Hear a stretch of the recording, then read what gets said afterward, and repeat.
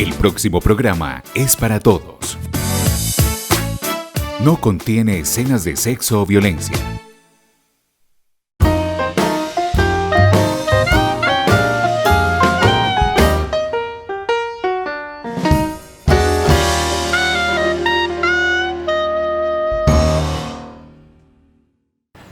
Saludamos a los televidentes de Tinteando con la Firma y nuestro tinto de hoy, que es de café La Traviesa, café de origen, nos lo vamos a tomar con el tema de proyecto de recuperación del archivo histórico. Y para ello tenemos como invitado al profesor, historiador, bueno, él ahorita nos dirá su profesión porque tiene tantas, Gustavo Zapata, y al archivador también, historiador, Andrés Vergara Molina. Señores, les agradezco que hayan atendido nuestra invitación y que toquemos este tema. Usted, muchísimas gracias, Juan Carlos. Muchas gracias también por la invitación. Sí. Bueno, eso está muy bien. Siempre la frasecita trillada: pueblo que no conozca su historia está condenado a repetirla. Así es. ¿Sí? La frase, a pesar de que se ha vuelto un lugar común, tiene muchas bases reales y encierra una realidad, es verdad. Porque los pueblos deben planificar su futuro fundamentándose en el pasado, pero no un pasado muerto, no un pasado muerto que nos genere nostalgia, sino un pasado que hay que mirar para proyectar el futuro de los municipios. Mirarlo, conocerlo y aprender de él. Así es Juan Carlos, y los ejemplos habrían demasiados ejemplos que podrían graficar esa frase que es muy popular, pero muy sabia. Es verdad, sí. A mí la frase de que no conoce su historia está condenado a repetirla, personalmente no me gusta mucho, pero no viene mucho al caso, pero sí me quedo con lo que el profe decía. Y es entonces, vamos a planificar cómo vamos a vernos como municipio, como sociedad en un futuro, pero entendiéndonos cómo fue nuestro pasado, entendiendo cómo es la memoria del pueblo, cómo es la memoria de la subregión, cómo es la memoria del departamento, del país. Entonces sí es necesario, por ejemplo, darle una mirada grande a cómo era Andes hace 100 años, o hace 50 años, o no ir muy lejos, hace 30. Claro. Sí. Conocer qué pasaba, conocer hasta dónde era la mancha urbana de Andes, conocer qué caminos habían, cuáles eran las veredas que existían, qué colegios, qué escuelas, para también poder planificar y entender por qué Andes es hoy así como es, por qué los municipios aledaños, digamos, que tienen tanta relación con Andes, y también qué puede parar el futuro, que puede parar un plan de desarrollo para un futuro de unos 10, 15, 20 o más años, a partir entonces de conocer cómo es Andes. Por ejemplo, con el profesor una vez conversábamos del tema de las escaleras, y él me decía que llegan en los años 40, pero hoy uno encuentra en todos los departamentos, en todos los municipios de Antioquia, o en casi todos, escaleras que se parecen a las de Andes, que tienen ilustraciones muy parecidas, muchas tienen la placa igual que son de Andes. Así es, claro. Entonces también, porque uno encuentra una escalera de Andes en Campamento Antioquia que queda lejísimos, entonces también pensar eso, qué relación pudo haber tenido Andes, y es entender eso, es entender esa memoria y algo que de Andes surgió para el país, porque no solo se quedó en Antioquia. Claro. Bueno, y ahora que usted habla del tema de las escaleras, le agrego más. Usted si va a San Andrés Islas, encuentra escaleras de Andes. Así es, en Panamá creo que las hay también, claro. Y con placas de Andes. Y con placas de Andes. De hecho, hace poquito salió una que la ensamblaron acá en Andes, derecho a San Andrés. A San Andrés. Como vehículos ya turísticos. Turísticos, claro que sí, claro que sí. Bueno, Andrés, no le estoy diciendo viejo a don Gustavo, jamás de los jamás, pero Gustavo es el dueño natural del archivo histórico de Andes. ¿Sí? La gente pensará, Andrés Vergara, pues hombre, debe ser también un viejito ya de bastoncito o algo así. No, nos encontramos con un joven. Parezco joven. ¿Qué lleva a una persona pues así tan joven a inclinarse por esto de historiador, de que maneje pues toda esta parte de los archivos históricos? Eso preguntaban en la casa, que mi hijo, ¿usted por qué va a estudiar historia? Pero bueno, no, a mí me llama la atención la historia porque desde niño me ha gustado la lectura, me ha gustado como el pensar cómo podemos contar el pasado y todo ello. Entonces, en un momento de mi vida decidí estudiar historia. Había iniciado otra carrera, pero la dejé recién iniciada, entonces estudié historia, la completé. Y en el tema de la investigación histórica me ha gustado mucho investigar en relación con la literatura, saber cómo fusionar ambas disciplinas o ambas corrientes para contar algo.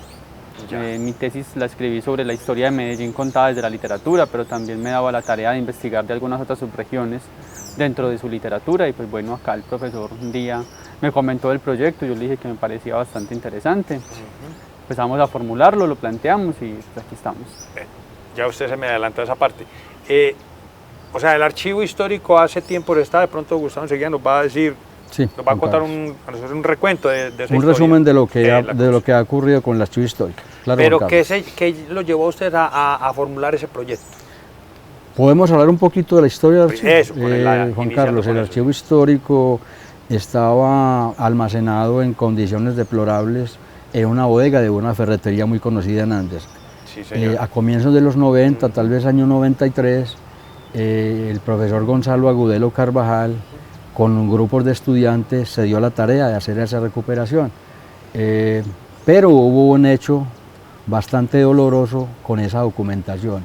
Al parecer fue sacada de estas bodegas donde estaba expuestas a los roedores, a los insectos, pero fue transportada a las puertas de la Escuela Santander en la época de una forma muy poco técnica y muy poco respetuosa del material.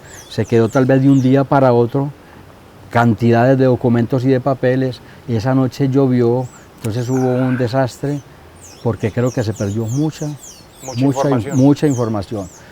Posteriormente ese material es almacenado en un salón de la antigua Escuela Santander, hoy San Juan de los Andes, en cajas de cartón, que fue lo que logró hacer don Gonzalo con estudiantes de servicio social, creo que se llama la alfabetización actualmente. Sí.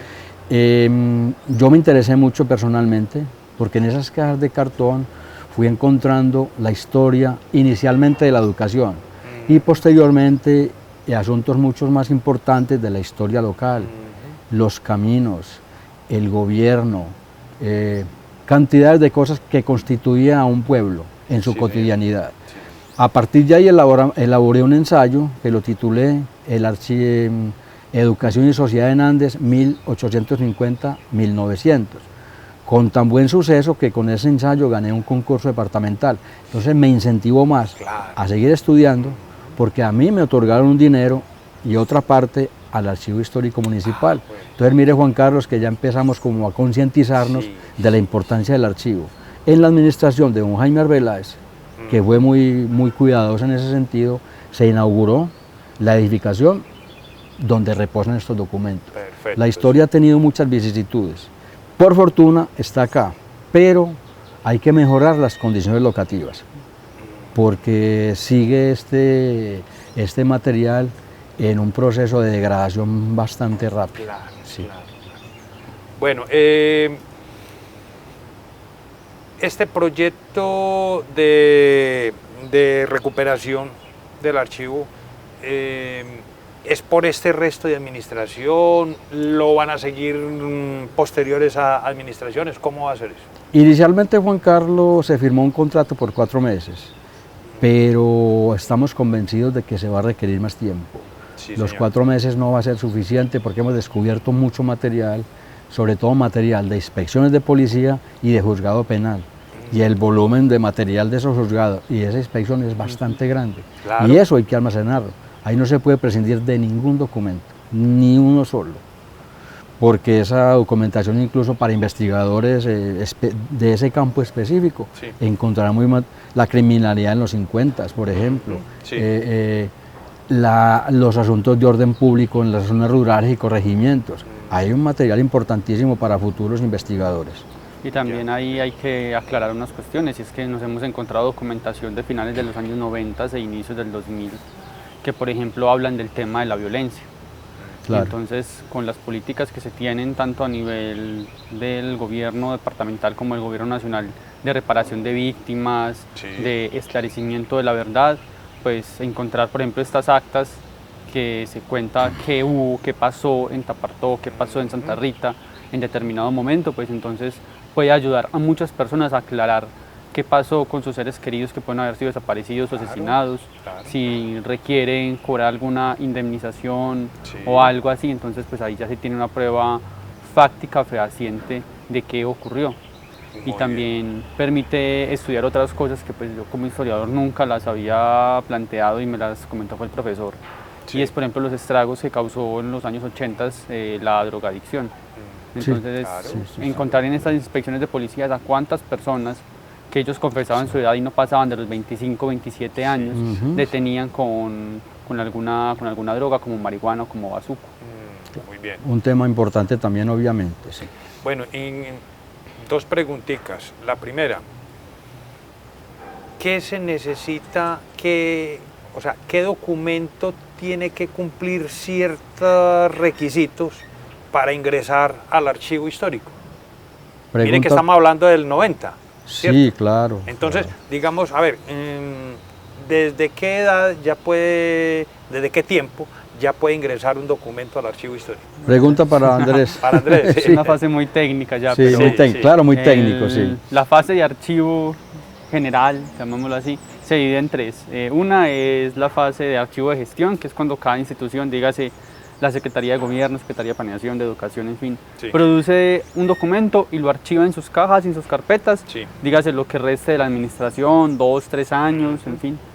Después pasa a una fase que se llama el archivo central y ahí es ya, digámoslo, asociado como una especie de archivo municipal, entonces donde se reúnen todos los documentos que tengan como un lapso de 20, 25 años, ahí se archivan Sí. y ya después pasan a la fase de archivo histórico. No pasan todos, No pasa sino que todo. entonces se debe hacer una valoración profesional, bien sea por un historiador o un archivista, Sí.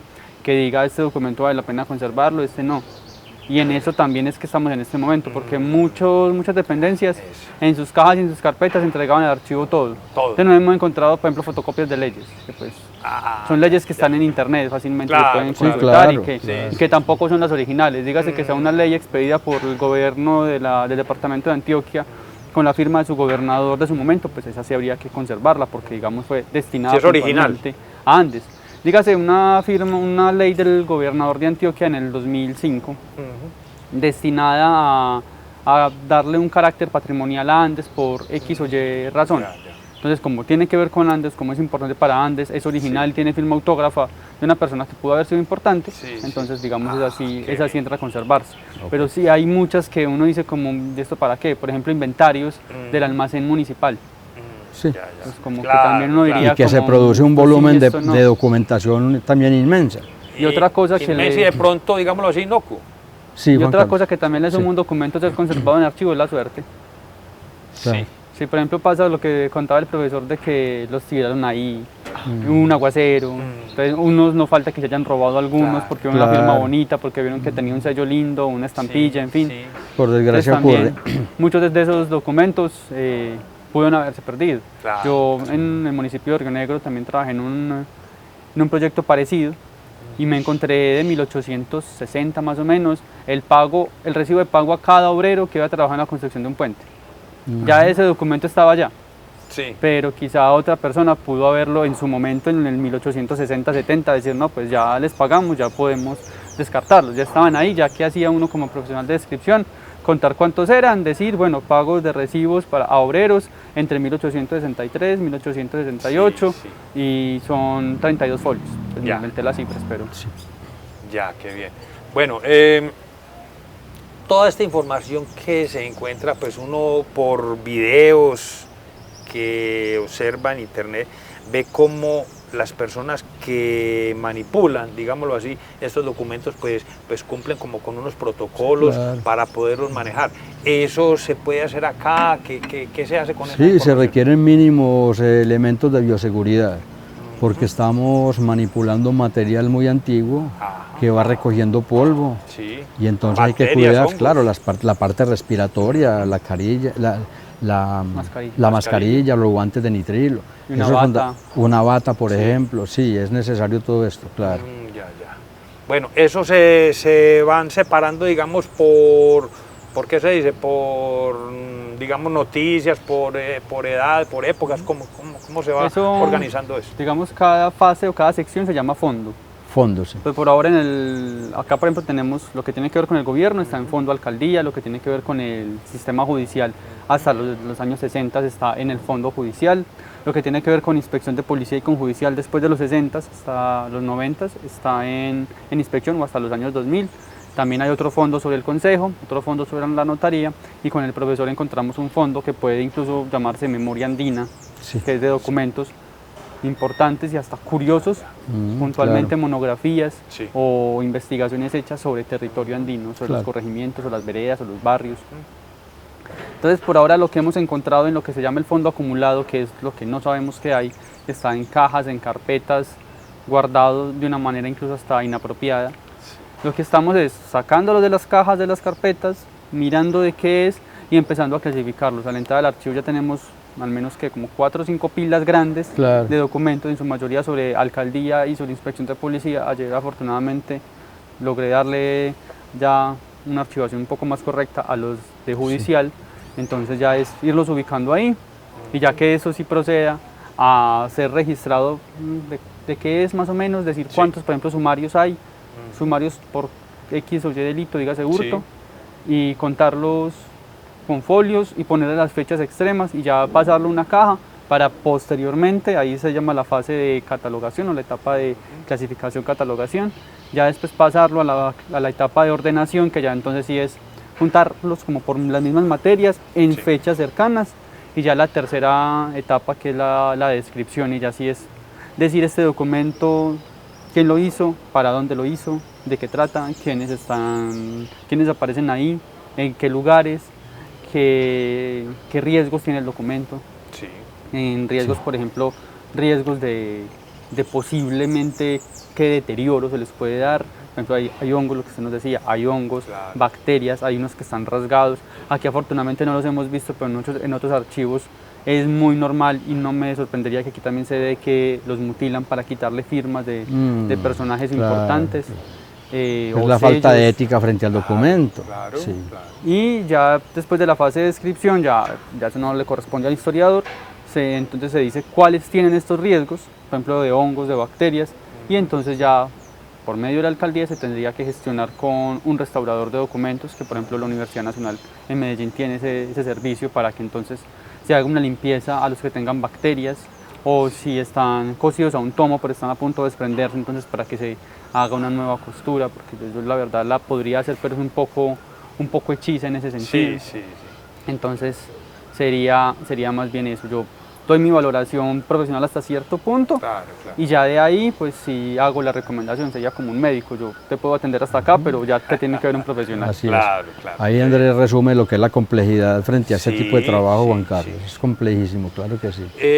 Yo se lo preguntaba que para cuánto tiempo era, porque en realidad uno ve que los tesoros que hay aquí en este archivo son inmensos y que requieren de un tratamiento que es por mucho tiempo.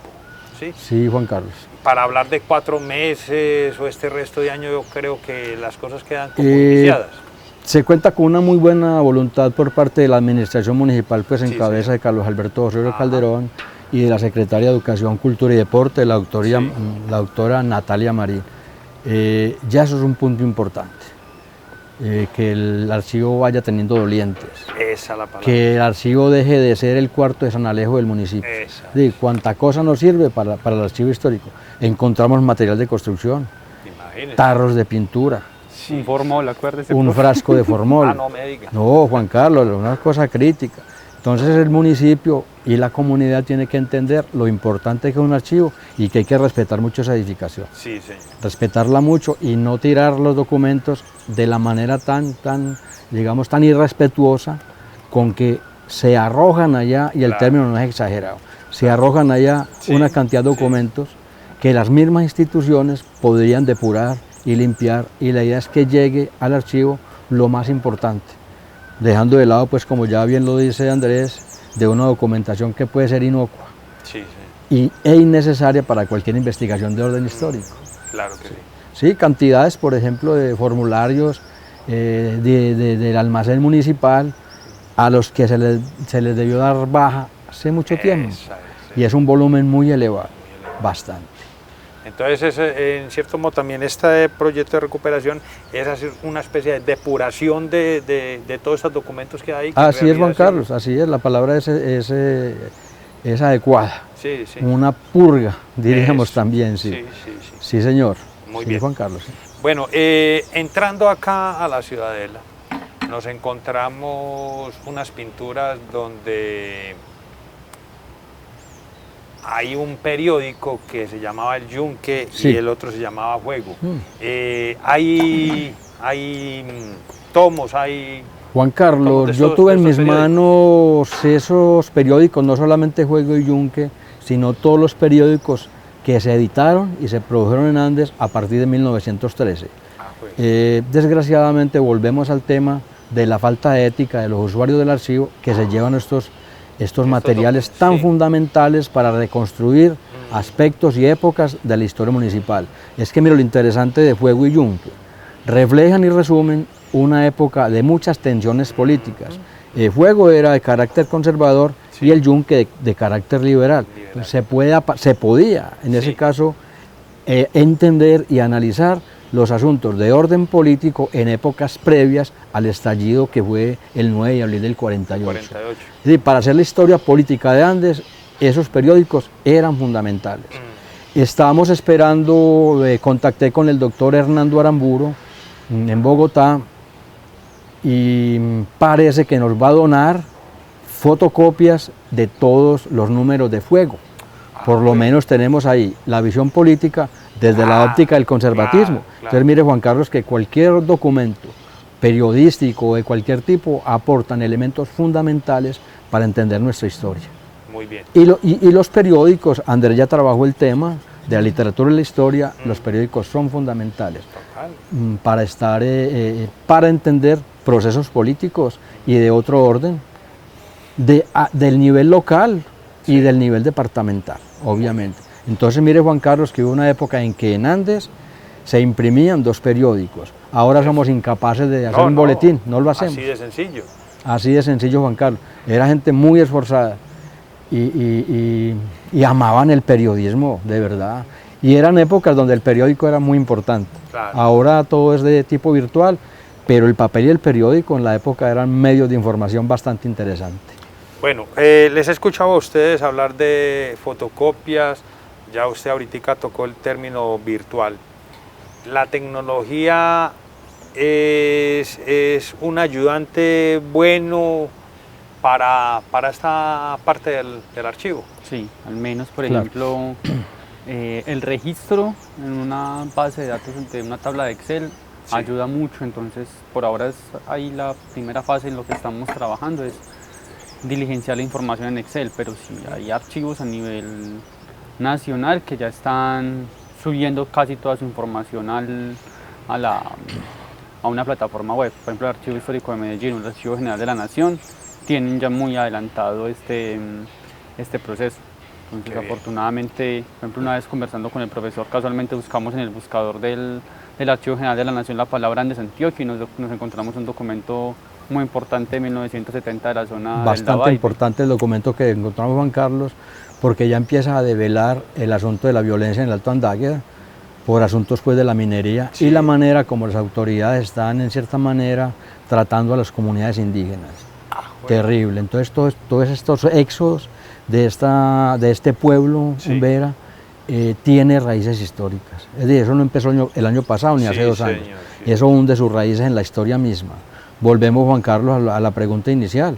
De verdad, hay que conocer la historia, la verdad, Claro. para entender fenómenos y procesos de Sí, orden social. sí, sí. Entonces encontramos un documento de una señora directora de las juntas de acción comunal del 70, donde denuncia malos tratos. Y lo encontramos, como dice Andrés, en el Archivo General de la Nación, que está de manera virtual. Virtual. Claro. Entonces sí es una ayuda grande Sí, es una Todo ayuda total. muy, muy tecnología. grande. Total. Y afortunadamente también eso ayuda a que lo que yo les decía ahorita, hay gente que viene a mutilar los documentos para llevarse una firma. Sí. Me interesa tanto tener la firma, no sé, de Carlos R. Restrepo o de Claro, Coronel Ospina, que claro. fueron expresidentes antioqueños, pues Sí. te puedes venir con la mejor cámara de todas, Sí. tomarle una foto e imprimirla ya tipo 3D.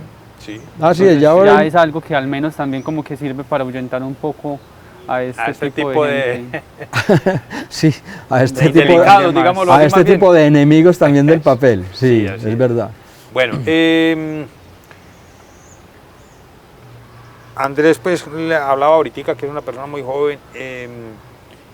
¿Cómo ven ustedes el ambiente en esta juventud que pronto sí se interesen por este tipo de historia? ¿Hay corriente hacia eso? ¿Hay motivación? ¿O es difícil motivar a los muchachos a...? Hay que hacer un trabajo pedagógico de largo aliento, Juan Carlos, pero por lo menos ya empezamos. El compromiso mío también va un poquito más allá de ser auxiliar de Andrés en ese campo. La idea es desplazarme a hacerle, digamos, a socializar el asunto del archivo y en cierta manera a generar conciencia de la importancia. Entonces tenemos programadas visitas a todos los corregimientos para hablar con los chicos de 10 y de 11 y para invitarlos a que se acerquen y conozcan lo que es un archivo histórico municipal. Ese trabajo pedagógico hay que hacerlo. A estas nuevas generaciones también hay que contagiarlas un poquito del amor por la historia. Total. Y ese trabajo hay que hacerlo, es lento, pero hay que hacerlo, la verdad que hay que hacerlo. Estar en contacto con los muchachos y retomar hasta donde sea posible la cátedra municipal. Que los muchachos conozcan su territorio y enseñarles que una manera de conocer el territorio es a través de un archivo histórico. Yo diría que la mejor. Igual las nuevas generaciones pues también, va a ser un comentario muy de viejo, pero bueno, no importa. Las nuevas generaciones son más visuales, o son más auditivas, sí, es verdad. No son tanto de estar mirando en un libro o conociendo el papel puntualmente. Sí, son poco lectoras. Es recurrir a estrategias para que se interesen por la historia, es recurrir entonces, por ejemplo, hoy está muy de moda los TikToks, los podcasts, entonces recurrir a estas herramientas para que un chico de 15 años se pueda interesar, o sea, contar en 20 segundos que puede durar un video de TikTok, contarle una historia curiosa, contarle por ejemplo cómo era una diligencia judicial, o explicar por ejemplo ahora que se viene el mes de marzo y la lucha por los derechos de las mujeres, explicar cómo era la vida cotidiana de una mujer en los años 40 que no podía por ejemplo votar. Así es. Entonces por ejemplo con este tipo de cosas uno puede empezar a que las personas de unos 10, 12, 15 hasta 18 años se puedan interesar. Sí, señor. Entonces excelente. porque pues a mí la verdad como me interesaron por esto, pues con el libro de papel impreso. Hoy a los chicos, a los jóvenes se les interesaría desde otra perspectiva, que no es ni buena ni es mala, sino que es digamos la de su generación. Y a partir de ellos también uno puede encontrar pelados y peladas muy tesos, muy tesas, que desde la fotografía, desde lo audiovisual, pueden hacer cosas muy chéveres también por la misma difusión. Claro que sí. Tocando esa parte, ese tema, se encuentra uno que todavía hay señoras que son fulana tal de tal. Claro, Juan Carlos, ese de que significaba pertenencia, afortunadamente ya pues se eliminó. La preposición de Gabriela Restrepo de Zapata. De Zapata. Y eso fue eliminado desde el año 72. Sin embargo, se persistió en esa costumbre. Claro. No, la historia de la mujer está ahí en el archivo clarísimo, Juan Carlos. En el siglo XIX incluso, hace un tiempito, encontré un sumario de policía que se le sigue a Rosaura Calle, una mujer de acá de Andes, por supuestamente ejercer la prostitución sin el debido permiso oficial. Entonces con esta mujer se cometen una serie de abusos y de atropellos impresionantes. Entonces leer ese tipo de sumarios ubica a la mujer en épocas específicas y en las dificultades que la mujer ha tenido por estas sociedades machistas y misóginas. Es una cosa complicada. Y muchas otras temáticas, Juan Carlos. Pongo un ejemplo que me gustó mucho. Cuando empezamos, abrí al azar un libro de estos y me encuentro en el libro del Consejo Municipal, un acuerdo del Consejo donde se crea la Biblioteca Andina, 1920, y hacen un catálogo de los libros de la Biblioteca Andina.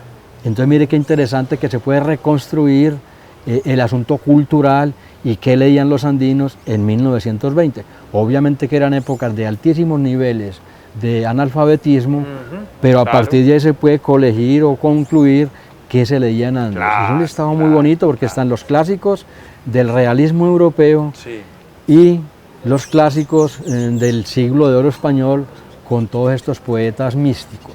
Entonces es un abanico amplio de lecturas que hacían los andinos. Y épocas, Juan Carlos, en que también se estaban imprimiendo los primeros periódicos. Y entramos en cierta manera a la modernidad, ¿cierto? Que llega aquí con mucho retraso y con muchas dificultades. pero es muy interesante de verdad hallar este tipo de documentos, de verdad que es interesante. Que las personas que pudiesen leer esta información pues se daría y entender, que ellos entendieran la dificultad que habría entre un desplazamiento de aquí de Andes a Medellín, que Juan estamos Carlos, hablando obviamente, de días. Es que mire, Juan Carlos, que los andinos se demoraban hasta comienzos del siglo XX 3 jornadas a Medellín, eran 3 días muy caminados. Y mire lo que ocurre con la economía del café. Es decir, se construye y se inaugura el ferrocarril Yamagá hasta Bolombolo en el año 28.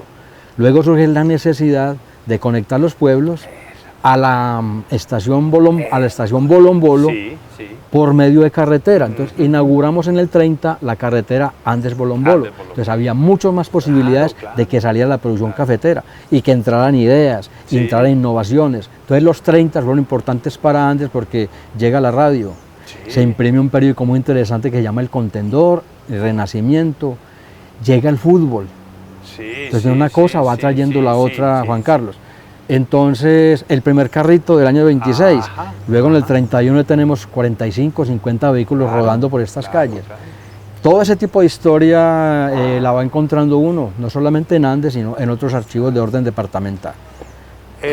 Metiéndome en esa película que usted me está montando acá, si analizamos un poco, estamos viviendo otra vez lo mismo con estas vías 4G que pasan por Peñaliza, la Sinifaná, y mire que ya estamos mirando cómo es que nos vamos a conectar a ellas. Así es, Juan Carlos, obviamente, los caminos fueron fundamentales, eran las venas de la nación, decían los políticos del siglo XIX. Bueno, Andrés, Gustavo ya nos ha dado unas perlitas de cositas que se ha encontrado. Es que yo creo que Gustavo, toda hoja que abre, ahí encuentra un tesoro. Totalmente. ¿Sí? ¿Qué se ha encontrado usted en las poquitas hojas que de pronto ha observado? ¿Que le haya interesado? ¿Que le haya causado me haya interesado mucho lo que les decía ahora, por ejemplo, ese tema de los estragos que hizo la drogadicción hacia los años 80 y 90. Y 90, claro. Que entonces, por ejemplo, el profesor lo decía, fue una generación perdida, me lo dijo una vez, y la verdad, yo nunca me había interesado por el tema, pero sí me empezó como a generar curiosidad. Entonces me gusta mucho leer, por ejemplo, este tipo de sumarios. Ayer casualmente me encontré otro expediente de los años 40 de una interdicción judicial que le hacen a una persona que estaba recluida en el hospital departamental, en esa época lo llamaban el manicomio. Entonces, y cuenta cuáles eran los trastornos mentales que sufría esta persona. Ese, por ejemplo, me llamó bastante la atención, incluso como dentro del proyecto se tiene pensado hacer unas transcripciones, ya digamos que lo reservé a un lado para en unos días comenzar con la transcripción de este documento, además porque aparece la firma y el testimonio de un médico, del doctor Lázaro Uribe Calas, que es un médico que yo admiro bastante por su labor. Sí, emblemático en la historia de la medicina en Antioquia. Por su labor en la historia de la medicina y sobre todo de la salud mental. Entonces yo a él introdujo avances importantes en la psiquiatría. Sí, interesante el doctor Lázaro Uribe Calas. Claro. Y otras cosas también, pues, interesantes y hasta curiosas. Ayer me encontré un sumario de 1916 de la ciudad Bolívar de un individuo que golpeó a un agente de policía. No es por ser aquí el que lucha contra la autoridad, pero también como que me llama la atención ese tipo de cosas, porque muchas veces esa represión policial en los años 10, en los años 20 eran por cuestiones que hoy no serían delito. Que se tomó 2 cervezas en la calle. Que gritó viva el Partido Liberal o viva el Partido Conservador, que pasó el cura y no lo saludó. O sea, cosas de esas por las que le hacían contravenciones. Entonces también es como entender esa cotidianidad de lo ilegal, que hoy sería algo totalmente legal, hace 100 años. Muy bien. Bueno, la pregunta del millón, ya para terminar, hombre, el tiempo con ustedes se va volando. Se nos va rapidísimo, Juan Carlos, Y ya es historia. ¿Ya es historia? ¿Cómo no? Claro que sí. La pregunta es, un televidente le causó curiosidad toda esta información, todos estos datos que ustedes nos han dado. Y él dice, bueno, yo la semana entrante si quisiera ir por allá a mirar qué merodeo, qué encuentro, ¿sí? Eso no es así como tan fácil. ¿Qué debe de hacer para que cualquier ciudadano quisiera investigar, pero sabiendo que esos documentos no se pueden tocar, como dice usted, posiblemente pueden acceder hasta a cortar información? Pueden llegar con bisturí en mano, obviamente. No, Juan Carlos, que tenga claro qué es lo que va a investigar. Y lo ideal es que haya un archivista que guía al investigador y le muestra en qué sitio está la documentación dependiendo del tema que se va a investigar. Entonces, tratar de que haya como este tipo de, digamos, de exigencias. Sí, señor.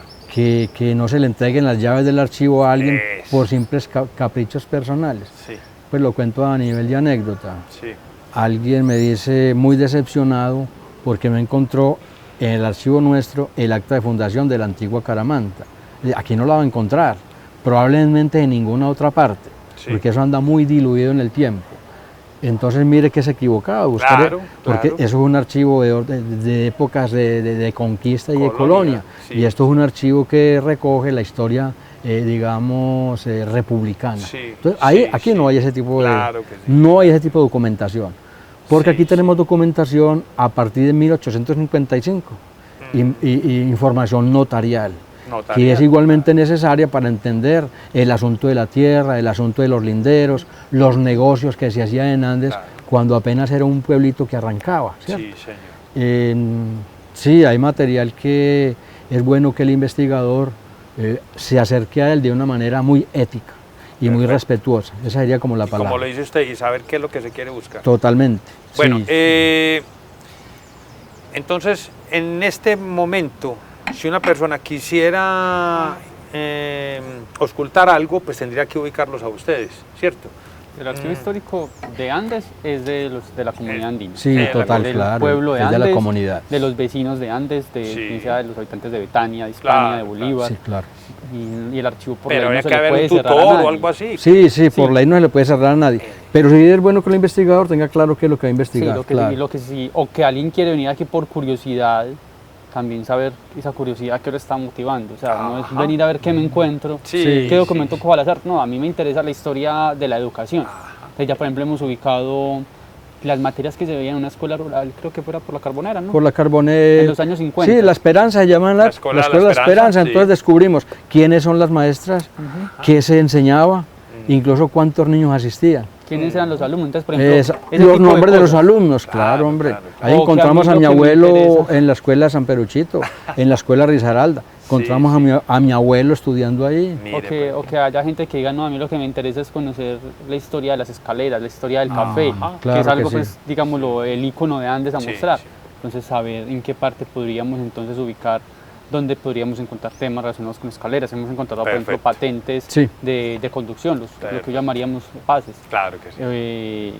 O los mismos linderos que decía el profesor. Sí, Entonces, sí, sí. esa puede haber sido una gran hacienda cafetera hace unos años y así. Muy Entonces, bien. es saber Claro. uno, si lo está motivando es la curiosidad general, pues entonces esa curiosidad, ¿qué particular lleva? Eso es, perfecto. Bueno, me gustaría invitarlos una vez se termine este proyecto para que toquemos esa parte de conclusiones, a ver en qué quedamos y hacia dónde iríamos, ¿les parece? Sí, ¿Estamos bien? perfecto, Juan Carlos. Bueno, Como para concluir, un llamado pues al municipio, a las autoridades municipales, para que sigan empeñados en que recuperemos nuestro archivo. Y pues agradezco nuevamente al doctor Carlos Alberto Osorio Calderón, Claro que sí. a la doctora Natalia Marín, sí, sí. porque ya arrancamos, precisamente porque ya ellos adquirieron la conciencia, o la han tenido siempre, de que se haga esa recuperación. Perfecto. Y entonces esperamos pues que este tiempo, que avancemos bastante en ese proyecto, Claro en que este sí. proceso, Juan Claro Carlos. que sí. Y que no se pierda. Obviamente, sí. Así es. Y una conclusión de mi parte, pues es a la comunidad andina y a los vecinos de Andes, y como buen historiador tengo que ser buen chismoso, entonces les cuento que Sí. se tiene pensado desde la Universidad de Antioquia, en la sección del suroeste, abrir la carrera de historia. Entonces, Qué bien. si a los jóvenes que están hoy en noveno, 10, décimo u 11 en algún momento les pica ese gusanito de ser historiadores, pues bueno, creo que la universidad les podría dar el apoyo de estudiarlo en su propia región, y pues Qué bien. qué más que tener el archivo acá para poder realizar una buena investigación. Qué bien, excelente. Sí. Les agradezco que hayan atendido nuestra invitación. Juan Carlos, a usted muchas gracias, a UPAN, obviamente. Perfecto, muy bien. Televidentes, buenas noches y hasta un próximo programa.